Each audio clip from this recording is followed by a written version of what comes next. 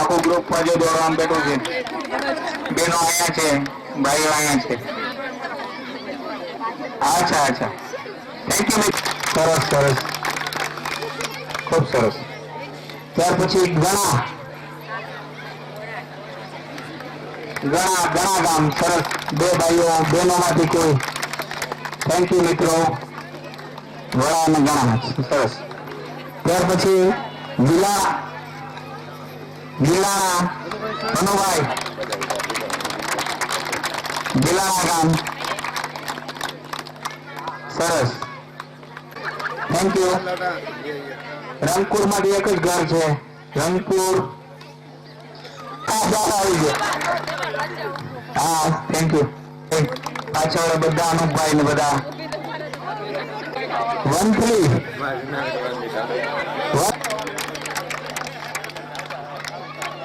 ચાલો, ઓકે. હા,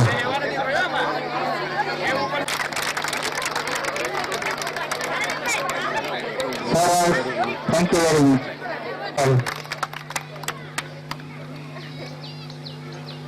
સરસ, માં છે, ઓકે.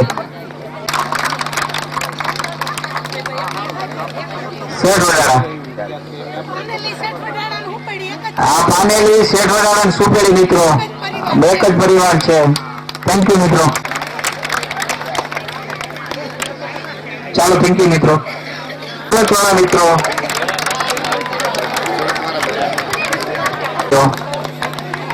બેનો, થેન્ક યુ મિત્રો.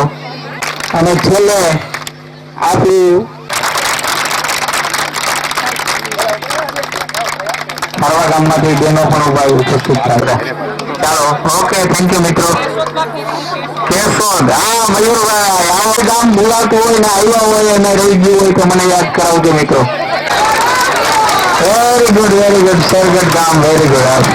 થેન્ક યુ મિત્રો, બધાને થેન્ક યુ. આપણું યજમાન ગામ છે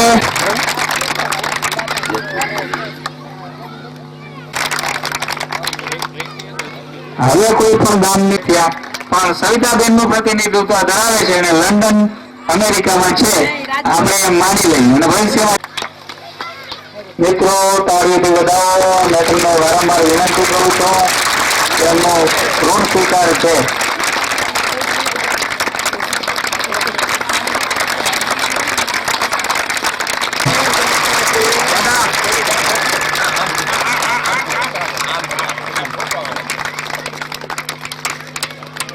થેન્ક યુ મિત્રો, થેન્ક યુ. થેન્ક યુ બંને બહેનો. ઉભા રહેજો.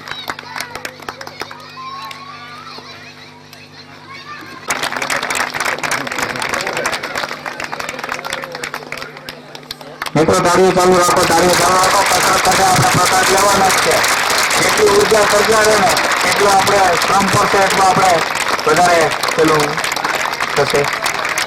જોરદાર તાળીઓથી મિત્રો વધાવો. તાળીઓ ચાલુ લેવું જોઈએ. કાકાશ્રીઓ છે વધારે વધારે એમને આપણને પણ સહભાગી બનતા રહે.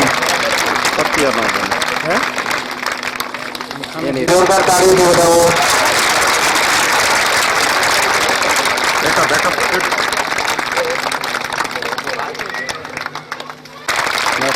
તાળીઓથી વધાવો મિત્રો. ગડગડાટ, તાળીઓથી ગડગડાટ.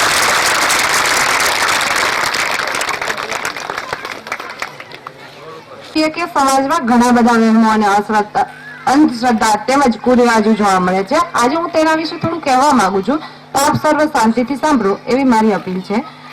આજે આપણે જોઈએ છીએ કે આપણે ઘણી બધી અંધશ્રદ્ધાઓમાં પડ્યા છીએ, જેમ કે ગ્રહ નિવારણ માટે નોંધ ધારણ કરવા, જન્મકુંડળી જોઈને લગ્ન કરવા, અને આજે શિક્ષિત લોકો થેલેસેમિયા ટેસ્ટ કરીને પણ લગ્ન કરે છે. દીકરાને અસમાન ગણવા, જનાવર કરે તો દાણા જોડાવા, ઘી ખાંડ દૂધ ઢોળાય તો અપશુકન ગણવું, કાચની વસ્તુ ફૂટે તો લાભ થવો, પેટમાં દુખતું હોય તો વધરાવણ કરવી, ઢોર ખોવાઈ ગયું હોય તો જોશ જોડાવી અને પછી શોધવું, જન્મ વખતે ઘેરા કલરનું લાખું હોય તો શુકન ગણવું, ગણપતિના ગોખલાની દિશા પૂર્વ દિશા જ હોવી જોઈએ એવી માન્યતાઓ આપણામાં ઉપસ્થિત છે. આવી અંધશ્રદ્ધા અને વહેમોમાં આપણે આપણા નસીબને પણ ક્યારેક દોષી માની લઈએ છીએ. જ્યારે જીવનમાં સફળતા જ મળવી જોઈએ અને ફાયદો જ થવો જોઈએ એવું આપણે માનીએ છીએ, પણ જ્યારે આવું ઈશ્વરદત્ત બને છીએ ત્યારે આપણે એમ ગણીએ છીએ કે એ ઈશ્વરની કૃપા છે. અને જો આવું નિષ્ફળતા મળે, જીવનમાં કાર્ય કરતા હોય ત્યારે નિષ્ફળતા મળે અથવા તો નુકસાન થાય તો કહીએ છીએ કે આપણા ગ્રહ ખરાબ છે, અથવા તો આપણે આપણા નસીબને દોષ દઈને બેસી રહીએ છીએ. પણ ક્યારેક તો આવી રૂઢ થયેલી પરંપરા અને માન્યતાઓને આપણે ખુદ જાણતા હોઈએ છીએ કે આ બધું ખોટું જ છે, છતાં તેમાં સુધારો કરતા નથી, પરંતુ તેને વળગી રહીએ છીએ. જેમ કે આપણે જાણીએ છીએ કે સ્ત્રી ભ્રૂણ હત્યા એ પાપ છે, ગુનો છે, છતાં તેને અનુસરીએ છીએ. અને એવી જ રીતે જો જીવનની બાબતમાં આપણે સરખામણી કરીએ તો આપણે ખબર છે કે વ્યસન એક જીવલેણ રોગ છે, છતાં આપણે એને છોડતા નથી. આવું જ કંઈક વહમ અને અંધશ્રદ્ધાની બાબતમાં જોવા મળે છે. આમ તો શું છે, આપણે જીવનની વ્યવસ્થામાં 4 સ્તંભ ઉભા કરેલા છે. તેમાં ધર્મ, અર્થ, કામ અને મોક્ષનો પણ સમાવેશ કરેલો છે, જેમાં આપણે શ્રદ્ધા હોવી જોઈએ પરંતુ અંધશ્રદ્ધા ન હોવી જોઈએ. કહેવાય છે કે માગ્યા વગર તો માપણ ન પીશે, તેમજ સૂતેલા સિંહના મોઢામાં હરણ આપોઆપ જતું નથી, તેના માટે પ્રયત્ન કરવા જોઈએ. જે આપણે સાક્ષર નાગરિક થઈને આપણે પણ આ અંધશ્રદ્ધા વિશે અને તેને સજાગ કરવા પ્રયત્ન કરીશું. જ્યારે પુરુષાર્થ અને પ્રારબ્ધનું સુખદ મિલન થાય છે ત્યારે જ પરમ કૃપાળુ ઈશ્વરની બધી જ કૃપા માનવી ઉપર ઉતરે છે. એટલે કે જીવનમાં કર્મથી જ નવું મેળવી શકીએ છીએ, પરંતુ આવા આંધળા થઈને જે ખોટું હોય તેને અંધશ્રદ્ધાથી માનતા રહેવું એ તો ગાડલિયા પ્રવાહ જેવું લાગે છે. જો ખોટું ચાલતું જ રહે અને રહેવા દેવું તે પણ સામાજિક દુષણ બની રહે છે. જો કે આપણે જાદુગરનો ચમત્કાર જોતા હોઈએ છીએ ત્યારે જાદુગર પણ શરૂઆતમાં કહે છે આ કોઈ ચમત્કાર નથી, આ તો મારા હાથની ચાલાકી છે અને મારા ઝડપની કમાલ છે. પરંતુ આપણે તો આ અંધશ્રદ્ધાને કેમ વળગી રહ્યા છીએ? આવી અંધશ્રદ્ધાને દૂર કરવી કઠણ તો છે, કારણ કે તેનો પ્રચાર કરનારાઓએ ધર્મની સાથે તેને આવરી લીધી છે, જેથી લોકો ખૂબ જ તેને વળગી રહ્યા છે. પણ અસંભવિત નથી. વૈજ્ઞાનિક માર્ટિન લ્યુથરે કહ્યું છે જ્યારે આવી અંધશ્રદ્ધાની ખોટી માન્યતાઓને ઈશ્વરની સાથે જોડવામાં નહીં આવે ત્યારે જ સોનાનો સૂરજ ઉગશે. આપણે ઘણા બધા વહેમો પણ સમાજમાં જોવા મળે છે, જેમાં આપણે સ્ત્રીઓ વધુ જાણીએ છીએ. જે હું બોલું છું, રવિવારે અથવા તો મંગળવારે દાળિયા ન ખવાય, બુધવારે દીકરીઓને સાસરીએ ન જવાય, ઘરના ઉંબરે લીંબુ અને મરચું લટકાવાય, ઉંબરા ઉપર ન બેસાય, સંધ્યા ટાણે લેવા નીચે ન બેસાય, આરતી સમયે કચરો ન વળાય, બિલી આદિ ઉતરે તો અપશુકન કહેવાય વગેરે વહેમો આપણા સમાજને દૂષિત કરે છે. તેવી અંધશ્રદ્ધાથી વ્યક્તિને બચવું જોઈએ, એ જ એનો ઉપાય છે. આપણે જ્યારે લીંબુ અને મરચું ઘરના આંગણે લટકાવીએ છીએ ત્યારે એ વિચાર નથી કરતા કે જો એનો ઘરમાં ઉપયોગ કરવામાં આવે તો આપણે કેટલું મદદનીશ બની રહે છે. આવા અનેક વહેમો અને કુરિવાજો આજે આપણા સમાજમાં સાક્ષરતાથી ઘણા ઓછા તો થયા છે, પરંતુ હજુ સુધી તેને સુધારાની પૂરેપૂરી માન્યતા નથી. સંપૂર્ણપણે ન સહી પણ નાબૂદ કરેલો, છતાં પણ થોડા જ સમયમાં ફરીથી હાલની પરિસ્થિતિમાં આ જ પ્રશ્ન આપણી દરેકની સામે આવીને ઉપસ્થિત થયો છે, જેને આપણે સ્ત્રી ભ્રૂણ હત્યાના નામે ઓળખીએ છીએ.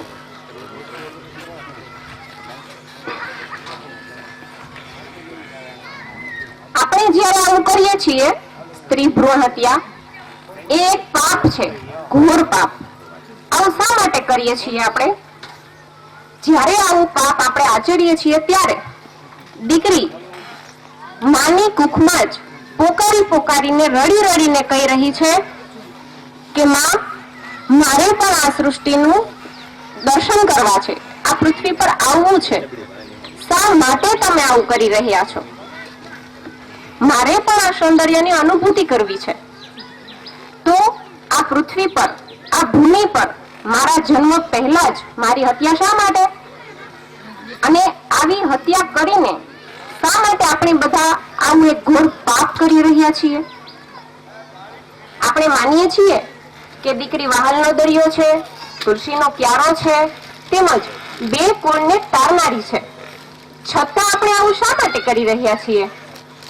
આવું બધું માનવા હોવા છતાં પણ આપણે ક્યારેક દીકરીને સાપનો ભારો માનીએ છીએ. શા માટે? આપણા માટે, આપણા સૌ માટે આ મોટી સમસ્યા છે. તો તેના માટે આપણે થોડો વિચાર કરવો જોઈએ. આપણે કહીએ છીએ કે નારી તો નારાયણી, નારી તો નારાયણી. જ્યારે આવા શબ્દ બોલીએ છીએ ત્યારે નારીને દેવી સ્વરૂપ ગણવામાં આવી છે. એવી જ રીતે આપણા વેદ પુરાણોમાં પણ એવું કહેવામાં આવ્યું છે કે યત્ર નાર્યંતો પૂજ્યંતે તત્ર રમંતે દેવતા. યત્ર નાર્યંતો પૂજ્યંતે તત્ર રમંતે દેવતા. એટલે કે જ્યાં નારીઓની પૂજા કરવામાં આવે છે, તેમને સન્માન આપવામાં આવે છે, ત્યાં દેવી દેવતાઓનો અવશ્ય વાસ હોય છે. આપણે અત્યારે જોઈએ છીએ કે પ્રવર્તમાન સમયમાં નારી દરેક ક્ષેત્રમાં આગળ છે. કોઈ પણ ક્ષેત્રમાં. જેમ કે આઈપીએસ ઓફિસર તરીકે આપણે જોઈએ તો કિરણ બેદી, જેમણે તિહાડ જેલના ખૂંખાર અને ભયાનક એવા કેદીઓના માનસ પરિવર્તન કરી ચૂકેલા છે. કે જો આ સ્ત્રી પોતે એકલી રહીને આવડું મોટું સાહસ કરી શકે, આવડું મોટું પરિવર્તન લાવી શકે, તો આપણે વિચારવું ઘટે કે એક સ્ત્રીમાં કેટલી ક્ષમતા છે, કેટલી શક્તિઓ સમાયેલી છે, અણમોલ ખજાનો છે. એમ છતાં બીજું જોઈએ તો હેમાક્ષીબેનને ખૂબ ખૂબ ધન્યવાદ. આ બંને બહેનોએ જે આપણી સમક્ષ વક્તવ્ય રજૂ કર્યું, એમને પુરસ્કાર ભેટ રૂપે મગનભાઈ તરફથી 501 રૂપિયો બંને બહેનોને આપવામાં આવે છે. 501 રૂપિયો. રતિભાઈ તરફથી બંને બહેનોને 501 રૂપિયો આપવામાં આવે છે. વિચારો, ઉમદા વિચારો અને આ ઉમદા વિચારોનું નિર્માણ કરે. મિત્રો સહેલું નથી, હિંમત આપો. આથી સારો વડાવો, આથી સાર. બોલો સુરાપુરા દાદાની, બોલો સુરાપુરા દાદાની. Thank you very much.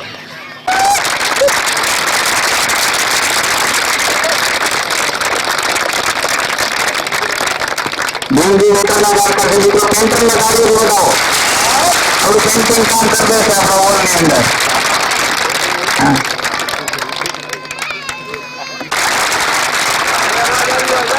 Thank you very much Kantibhai, thank you. દોડે છે, સમાજ સેવાનું કાર્ય કરે છે, આખી જ્ઞાતિના સરપણો માટે. એ અમારે સુગર પેશન્ટ છે મિત્રો. ફટાફટ ગાડી ઉપર એટલો પ્રવાસ કરવો, એટલી દોડધામ કરવી, સરસ મજા. આપણી થોડી ઉણપ દેખાય મિત્રો, જબરદસ્ત કાર્ય કરો. એ પણ સ્ટેજ ઉપર વધારે બધા મિત્રો સ્ટેજ ઉપર આવશો.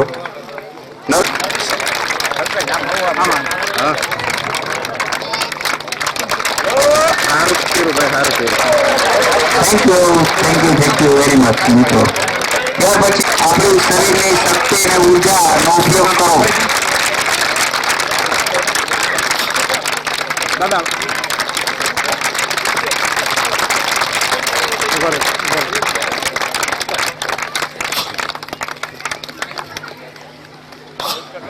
Thank you.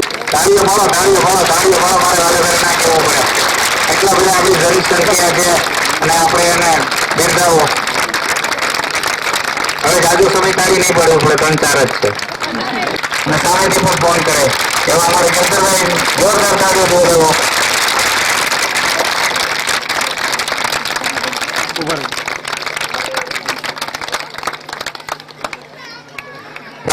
કેવું થયું, શું ઘટે, રાત્રે ફોન કરે મિત્રો. આવા મિત્રોએ આપણને દાદ આપી છે. તાળીઓ, તાળીઓ, તાળીઓ, તાળીઓ, તાળીઓ. ઉભા રહેજો. અને કાર્ય પ્રમાણે કાર્ય બોલો બધા. ઉભા રહેજો, ઉભા.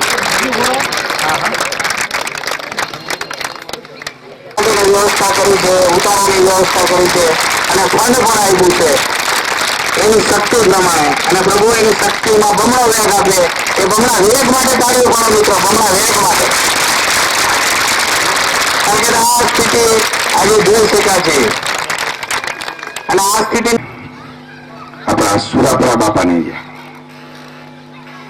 બાળક અને બાળકો આપ જોઈ રહ્યા છો કે 15 મહિનાની મહેનત જેનો ફળ આજે તમને બધાએ જોયું. ધન્યવાદ આપવા પડે અમૃતભાઈ અને એમની કમિટી. એટલા ધન્યવાદના પાત્ર છે અમૃતભાઈના ધર્મપત્ની, એમને બંને